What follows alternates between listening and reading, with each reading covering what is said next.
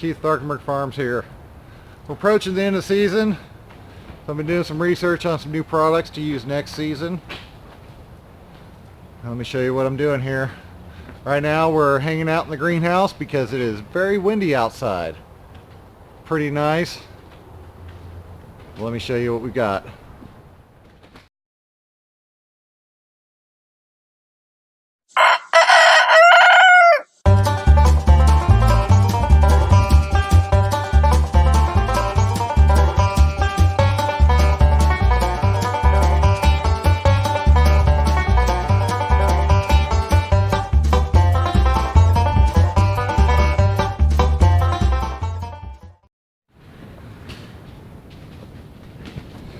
Alright, we just ordered some 200 cell flats from Bootstrap Farmer.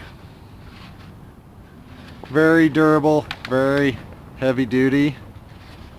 They've got standard plug cell size on top, and they taper off onto a really fine cone at the bottom. But the great advantage is, look at the height difference in between two. That fits in a small cell, or a small tray. This should fit in a big one. As you can see with this one, how flimsy is a P200. Got these from Greenhouse Megastore. They're just your standard P200s. They've got a nice square, even plug size on them. Where these have a longer, more tapered, which hopefully should provide us with a little bit sturdier transplants with a longer root base. It'll allow the roots to go down deeper. They'll be able to cycle out to the side quicker and make for a more compact plug that we can get out. Also, what I'm noticing is we got good size holes in the bottom, so I should be able to develop a plug popper for these. Where the P200s, they have about the same size, but the problem with them is that these things are so flexible. When you try to put them over a plug popper, they move all over and they just don't go down. We go get some trays, because I always keep everything in a bottom water setup. I'll show you what they look like in them. So, we got the 200 cells from Bootstrap. We got a deep plug, which happens to fit in a deep tray, which would be nice. That's more water for the bottom watering, which I just have mine on time sprinklers in the propagation house.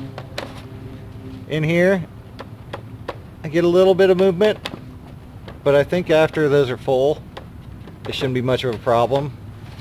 Go with our standard 200 cell, which is very shallow in comparison. And we got a shallow tray. It has about the same movement in it. So they lay down pretty comparable.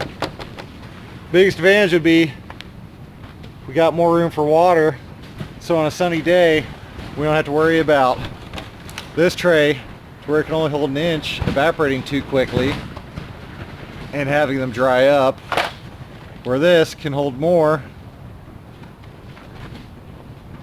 and it'll get a little bit longer through the day.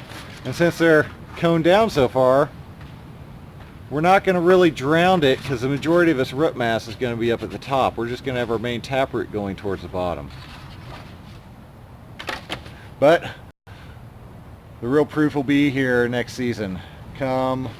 Let's see, we start planting in February on our plug trays when we start the propagation house, so we'll start using these in February. So I will trial these in March. Right now I purchased 5 of them. Just came today in the mail. I also have